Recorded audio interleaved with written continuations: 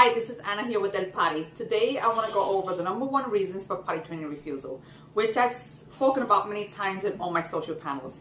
And that reason is to make sure your child is smooth and regular before you start potty training.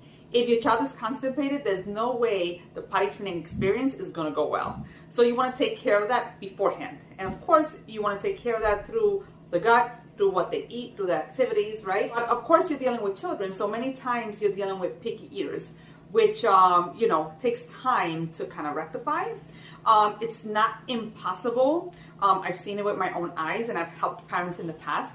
You just have to be patient and gradually introduce better foods into their diet so that they can develop a palate for that particular food. Greens happens to be one of them. A lot of times children hate vegetables, right? And it's because, sweet things and, hard carbs and all those great things like spaghettis and fast food taste better, right? This is the reality for everybody. If we had the choice to eating crap because it tastes better and it wouldn't be detrimental to our body, that's exactly what we would do, right? But because we're adults, we train ourselves to eat better, right? So we want to do the same thing for our children. One thing that I've noticed is the younger they are, the easier it is to train their palate to a new food, right? So a lot of times I tell parents to learn how to camouflage the food into or with, I should say, the foods that they like, right? Peanut butter happens to be a big one.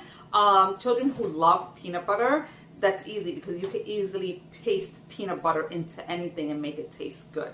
The other thing is bacon, sausage, right? If you have children who are big on that, then you can camouflage a vegetable into their, sausage, their bacon, even like nuggets. Right now you're probably hearing it because I have the small oven on, and I'm making some nuggets and some popcorn shrimp, I think it is, because I know it's one of the things that's easy for children to eat. And today, if you guys have followed my videos, that my children have learned to eat greens and actually like it, right? They know about olive oil. They dip their extra virgin olive oil into everything and they love it.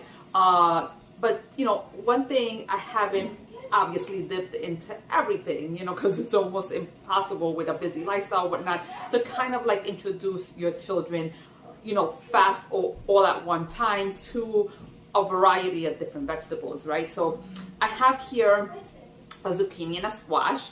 And, I thought about it the other day. I was eating them myself, and I said, you know what?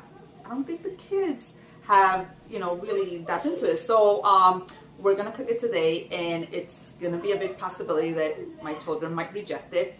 But the whole purpose of this video is to teach you that you need to be patient and you need to introduce the item that you want or the foods that you want frequently, even if they don't eat it, that doesn't mean you stop. So, again, it's the same thing with potty training and everything that I teach. You don't want to stop at, the minute that you find some type of rejection or the time that your child gets a tantrum over it, or they throw up, or whatever the case may be, that they're demonstrating to you that they don't want that particular item, or they don't want to train, or whatever it is that, that they're rejecting or refusing at the time. You want to stay patient, you want to stay gradual, and you want to stay consistent, because they need to know that whatever you're teaching them is actually a good thing, and it's to give them a better lifestyle or change their lifestyle from from diapers to being in underwear and independent. So you don't want to give in so easily, because ultimately you're their guide. So you want to make sure that they understand that. So a lot of times I tell parents to kind of step back and reevaluate what they're doing, either with eating better, with potty training, or what have you. So one of the things that with eating, greens, is that you want to have the item, expose the child to the item often on the kitchen table. You want the child to help you cook it, right? See what it looks like, smell it, chew it. It might be a lot of times children, the first time they put it in their mouth, they masticate it and then they throw it up. That's not your cue to give up.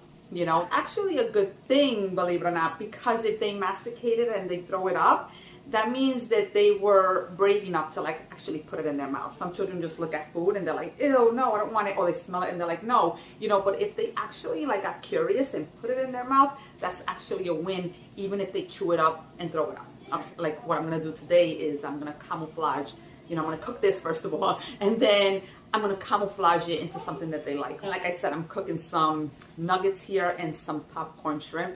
So they like that. So I'm hoping that, you know, I could like stir fry this into a little bit of olive oil, put in some seasoning into it, expose them, let them see what I'm doing so they could be excited to eat it. You want to continue to do these steps until they actually eat it and, you know, savor it and enjoy it. So we're going to go ahead and do that. I'm going to switch this over. I'm Eva, and this is my brother Lucas. Today we're going to be trying some zucchini and squash.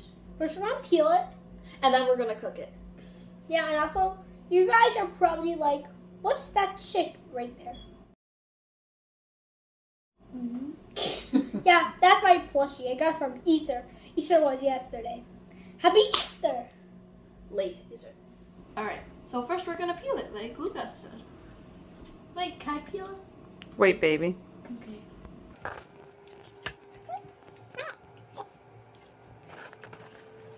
Chef makes mistakes. Ow! Ooh! Wait, it's kind of white.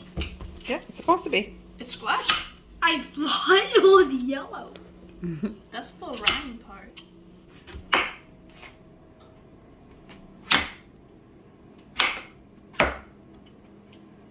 I'm starting to see seeds. Okay. So you want to cut the zucchini in like tiny pieces because remember you're gonna camouflage it into the foods that they like at first. So if you get closer to here, I didn't know you even could camouflage it. So I come eat closer. this stuff? You're gonna eat it, yeah. Get closer. Look over here. So you see these pieces? Like if you start with a piece like this, they're probably not gonna like it as much because they have to get used to the taste. So if you start with a piece like this to introduce a new vegetable, this is a pretty big piece. So you want to cut it into smaller pieces at first until they get used to it, and then they could, you know, experiment with a bigger piece. So Okay, you want to come I'm here. done. Very good, baby. You want? If you're watching this, I could smell this and it smells like a pumpkin. Smell it. Oh, it does smell like a pumpkin. I wish I could smell. Smell. You know why? Because it's probably from the same family. Maybe. Okay, I don't mind. Yeah. What? At the same time. Mm-hmm. Also, I'm gonna be learning to cook all on my own, That's very fantastic. so I can cook for my family. Ow. Okay. This is zucchini and squash. Are you gonna eat it? Yeah. Oh, Very good. Please be careful. Hey. Do how mommy showed you. Wow. Good job. All right, so here we are. We're gonna like stir fry it in a little bit of olive oil. Go ahead, you can put the whole thing, baby. Good. Are you excited to taste it? I am. What are you gonna eat this vegetables with, honey? We're gonna eat it with some chicken nuggets and some of this shrimp. I bet it's gonna taste delicious. Chicken nuggets with zucchini and squash. So you can pretty much use anything that they like and mix the vegetable into it so that they can eat it. They're used to me mixing vegetables into their foods, but it wasn't always like that. Sometimes I had to like sincerely like stuff the vegetables into the food.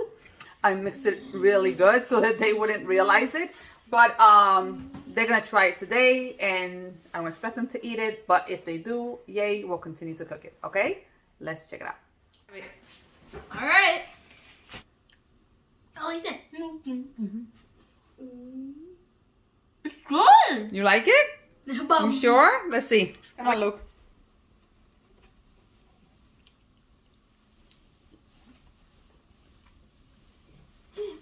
Say good. You forgot the pickles. It's good. All right, baby, your turn. It's good.